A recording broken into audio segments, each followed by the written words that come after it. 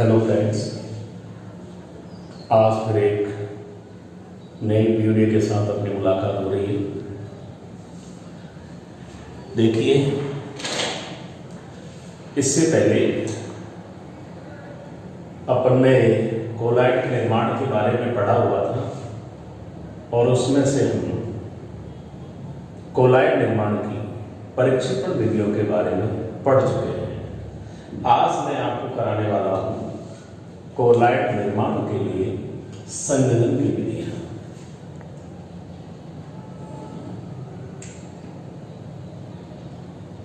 संघनन विधियां देखिए, आपको इसके बारे में मैं पहले बता चुका हूं कि संघनन होता क्या है। जब जिस पदार्थ के कोलाइड का निर्माण हम करना चाहते हैं उसके कणों का आकार कोलाइडी आकार से छोटा है, स्मॉल है, तो कोलाइडी आकार में परिवर्तित करने के लिए छोटे छोटे कणों को संगुणित किया जाता है जिससे कि कोलाइडी आकार के कणों का निर्माण हो सके। अर्थात छोटे छोटे कण परस्पर संगुणित होकर मिलकर संयुक्त होकर कोलाइड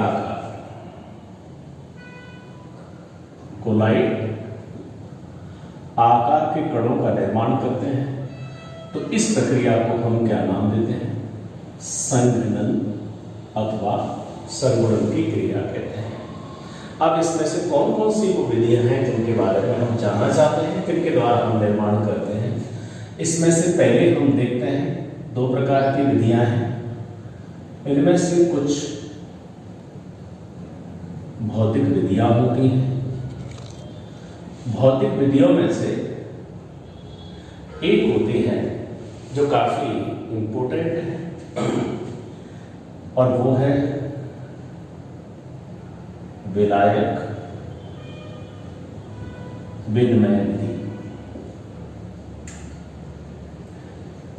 विलायक विनिमय विधि इस सबसे खास विधि है भौतिक विधियों में, जो अक्सर कर पूछी जाती है।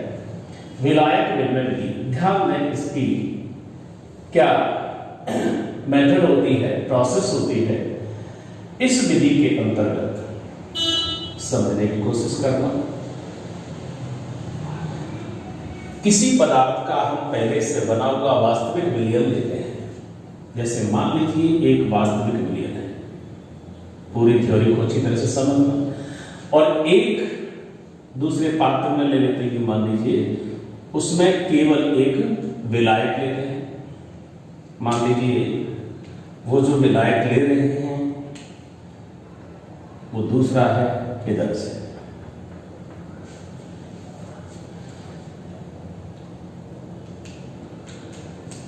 ये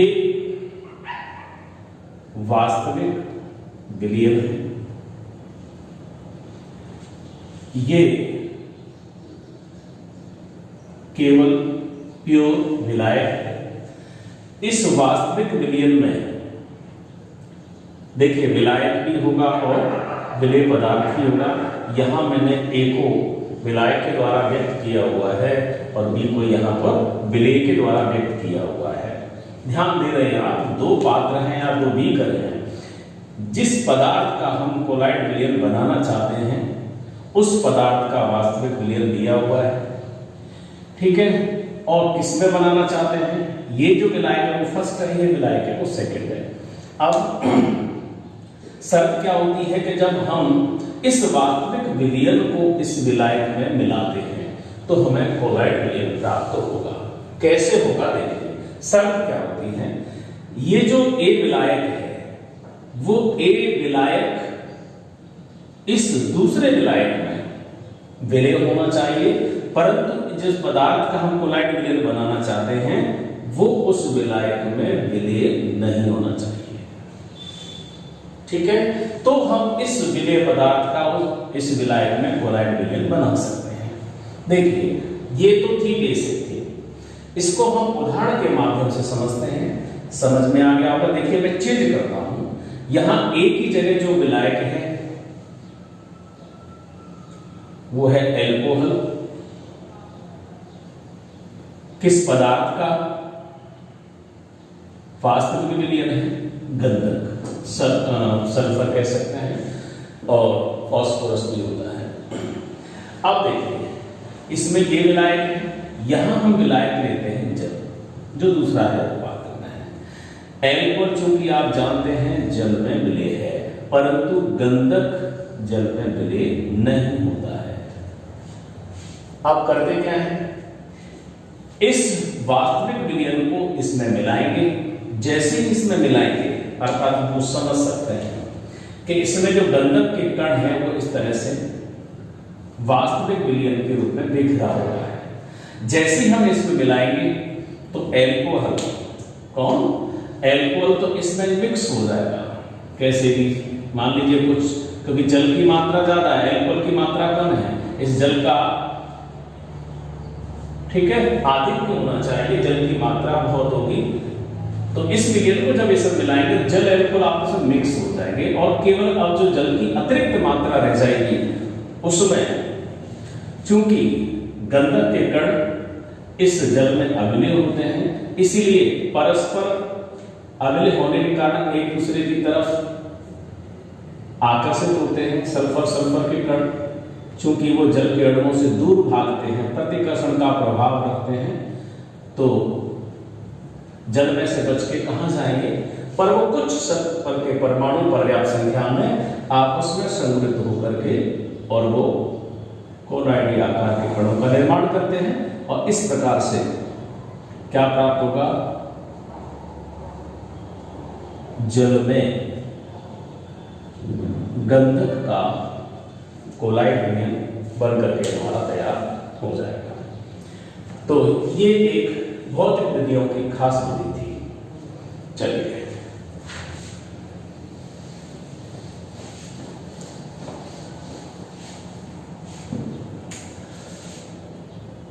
दूसरी विधि, अर्ध शीतल विधि है। ये इतनी ज्यादा इंपोर्टेंट नहीं है, बट आप थोड़ा सा ध्यान दीजिए। अति शीतल, कूलिंग करते हैं, ज्यादा करते हैं, एक्सेस कूलिंग करते हैं। देखिए इसके द्वारा हम क्या कर सकते हैं, जैसे ईथर में जल का कह सकते हैं, या हम कह सकते हैं जल को ठंडा करेंगे तो आइस के क्रिस्टल्स बनेंगे, पर पूरी बर्फ जमनी नहीं चाहिए। ईथर में जल का कोलाइड अगर हम बनाना चाहते हैं, कहने का मतलब बर्फ का ईथर में कोलाइड विलयन बनाना चाहते हैं, तो इसके माध्यम से बना सकते हैं। करेंगे क्या, देखिए सबसे पहले विलायक के रूप में ईथर का प्रयोग करते हैं, ईथर लेते हैं, फिर उसमें जल की पर्याप्त मात्रा मिलाते हैं, विलय पदार्थ के रूप में यूं कह सकते हैं। तो यहां ईथर है वो किसके रूप में है, विलायक के रूप में है, जल है वो विलय पदार्थ के रूप में है। दोनों को मिक्स करके मिलाने के बाद जल मिला दिया, मिलाने के बाद इसकी कूलिंग की जाएगी, अर्थात फ्रीजिंग कह सकते हैं, ठंडा करते हैं। और इतना ठंडा करते हैं कि कोलाइड विलयन कूलिंग जैसी करेंगे, कूल करना। तो ये कैसा था, जल और ईथर आपस में मिक्स हो रहे थे, अभी ये वास्तविक विलयन था, अभी ये कोलाइड नहीं था अभी तक। पर जैसे इसकी फ्रीजिंग करेंगे, फ्रीजिंग करने से वही होगी प्रोसेस कि वो जो जल के कुछ अणु है परस्पर संगठित होकर के और कोलाइडी आकार के कणों का निर्माण करते हैं। अर्थात कह सकते हैं कि ये छोटे छोटे कोलाइड साइज आइस पार्टिकल्स बन जाएंगे और इस प्रकार से हमारा क्या प्राप्त होगा, ईथर में जल का कोलाइड विलयन बनकर के तैयार होगा। बस इतना सा ध्यान रखना है। तीसरी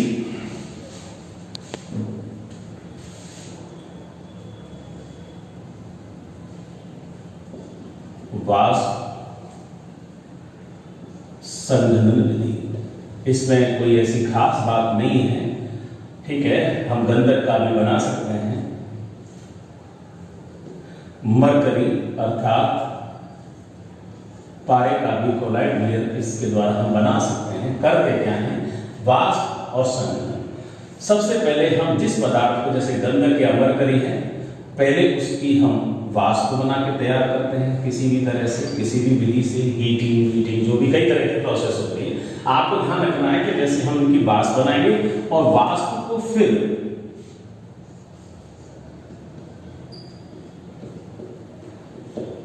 जल में या विलायक में कह सकते हैं, जिस द्रव में हम उसका कोलाइड मिलर बनाना चाहते हैं उसमें इसे प्रवाहित किया जाता है। और जब प्रवाहित करेंगे तो उस विलायक के संपर्क में आने से उस धातु या गंधक के कण आपस में क्या हो जाएंगे, संगुणित हो जाएंगे। क्योंकि वाष्प में क्या होता है, वाष्प के कण तो दूर दूर बिखरे होते हैं, कोलाइडी आकार के नहीं होते हैं। पर जैसे ही इसमें इसकी उसको प्रभावित करेंगे, विलायक के संपर्क में आएंगे, कूलिंग होगी एक तरह से, वैसे ही इसके आपस में कुछ कण आपस में मिलकर के संयुक्त होकर के क्या बनाएंगे,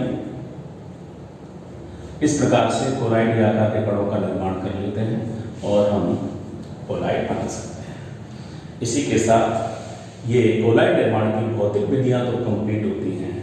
अब इसमें से रासायनिक विधि रह गई है, वो भी देख लेते हैं अभी। इन तीनों विधियों में से जो भौतिक विधियां थी उनमें से सबसे ज्यादा खास थी वो थी विलायक विनिमय विधि। इसको आप अच्छी तरह से याद रखेंगे। बी, रासायनिक विधियां। कोलाइड निर्माण की ये रासायनिक विधियां वेरी वेरी इंपॉर्टेंट हैं। ये अक्सर करके इसमें से आती रहती हैं। किस प्रकार की कौन कौन सी विधियां होती हैं वो आप ध्यान दीजिए। मैं देखिए नाम लिखता हूं, नाम से ही क्लियर है, इसमें कोई नाम जाने पहचाने आप। यदि क्रिया में ऑक्सीकरण की क्रिया होती है, ऑक्सीकरण विधि। यदि अपचयन की क्रिया होती है तो अपचयन विधि। और जल अपघटन की क्रिया होती है तो जल अपघटन विधि। इस प्रकार से और एक विधि होती है उभय अपघटन विधि। इसका अर्थ होता है उभय अपघटन, अर्थात दो पदार्थ आपस में एक दूसरे का अपघटन करते हैं, इसीलिए इसको कहते हैं उभय अपघटन विधि। So first will be oxidation method, second will be reduction method, third will be hydrolysis method, and the fourth will be double decomposition method. So how can you prepare the colloid solution by the chemical methods? So attention please. देखिए चारों विधियों को मैं रासायनिक प्रक्रियाओं के माध्यम से समझाने की कोशिश करता हूं, बहुत इजी है। देखिए ऑक्सीकरण विधि, सपोज H2S गैस और SO2 गैस दोनों को मिक्स करते हैं और इसमें जो रासायनिक परिवर्तन होता है वो किस टाइप से होगा, H2O प्लस गंधक। अर्थात यहां गंधक का जो कोलाइड मिलन बनकर के तैयार हो जाएगा, सल्फर के जो पार्टिकल्स हैं वो just like colloid size particles में डिस्पर्स हो जाएंगे। तो इस तरह से हमें क्या मिला, देखिए इसमें ऑक्सीकरण का पता कैसे चलता है। H2S में सल्फर की ऑक्सीडेशन स्टेट कितनी होती है, -2, और यहां सल्फर की ऑक्सीकरण अवस्था कितनी है, 0। यहां में देखना यह है कि H2S से सल्फर गंधक का निर्माण हो रहा है, अर्थात हम H2S से बना रहे हैं तो इस H2S के अनुसार और S में जो परिवर्तन की विधि है वो कौन सी है, जहां -2 से 0 ऑक्सीकरण अवस्था में चेंज आता है तो उसे क्या बोलते हैं, दैट इज ऑक्सीडेशन। चूंकि यहां H2S का सल्फर में ऑक्सीकरण हो रहा है, अर्थात ये कौन सी विधि हुई, कोलाइड निर्माण की ऑक्सीकरण विधि होती है। तो ये हम कह सकते हैं कौन सी होगी, ऑक्सीकरण। सेकंड देखिए अपचयन, पहचानी है आपने, गोल्ड का कोलाइड विलेन बनाना चाहते हैं, इसमें हम फॉर्मल्डिहाइड के जलीय विलेन के साथ क्रिया कराते हैं। जब रासायनिक परिवर्तन होता है तो क्या होता है, देखिए यहां ये जो फॉर्मल्डिहाइड है इस पर ध्यान दीजिए आप, इसका तो होता है ऑक्सीकरण, और यहां पर जो क्लोराइड है वो हाइड्रोजन H+ के साथ रिएक्ट करके एज ए HCl रिमूव हो जाती है।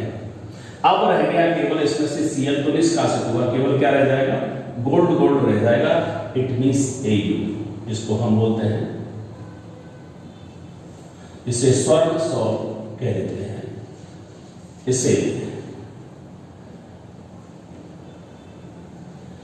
एक और नाम से जानते हैं जिसे बोलते हैं केसियस पर्पल के नाम से इसे कभी पूछते हैं, तो याद रखना इंपॉर्टेंट है।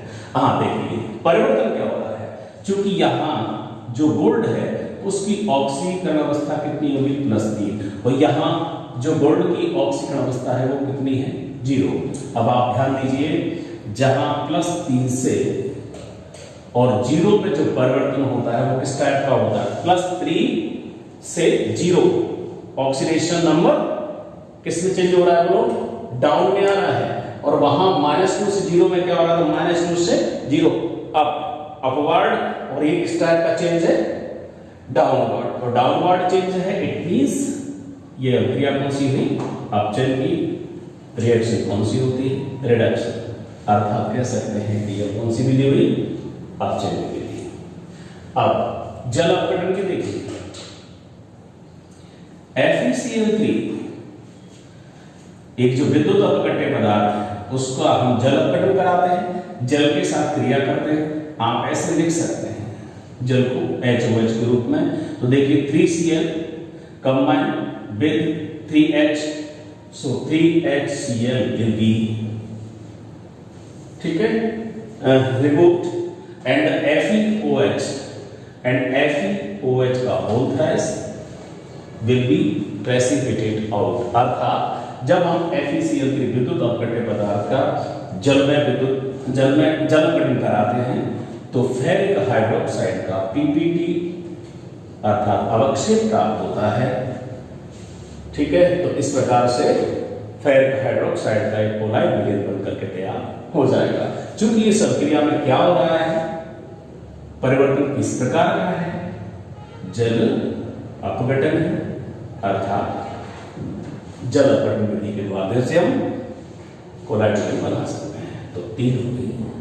लास्ट देखिए उभय अपघटन में क्या होगा, इसके लिए एक उदाहरण लेते हैं।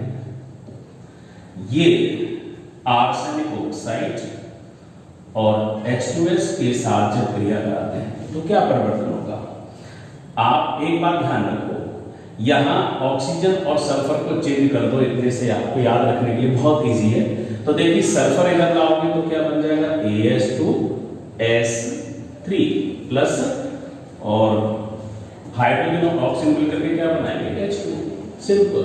अर्थात जो कोलाइड विलेन बनता है वो किस प्रकार किसका है, आर्सेनिक सल्फाइड या आर्सेनियस सल्फाइड हम कह सकते हैं। तो जब आर्सेनिक ऑक्साइड और H2S दोनों की क्रिया कराते हैं तो जो परिवर्तन होता है वो देखिए, आर्सेनिक ऑक्साइड तो H2S का अपघटन कर रहा है और H2S आर्सेनिक या आर्सेनियस ऑक्साइड का अपघटन करती है, अर्थात दोनों ही आपस में लड़ते हैं, जब दोनों ही एक दूसरे को डिकम्पोज करते हैं, इसलिए बोलते हैं इसे उभय अपघटन विधि। कोलाइड किसका प्राप्त हुआ, इसको हम सॉल्ट कह देते हैं, आर्सेनियस सल्फाइड का सॉल्ट, इट मींस कोलाइड विलेन बनकर के तैयार हो जाता है। तो इसी के साथ आप कि ये कोलाइड निर्माण की विधियां सारी कंप्लीट होती हैं। इसमें अगर आपको कोई डाउट हो पूछ सकते हैं, ठीक है, ओके।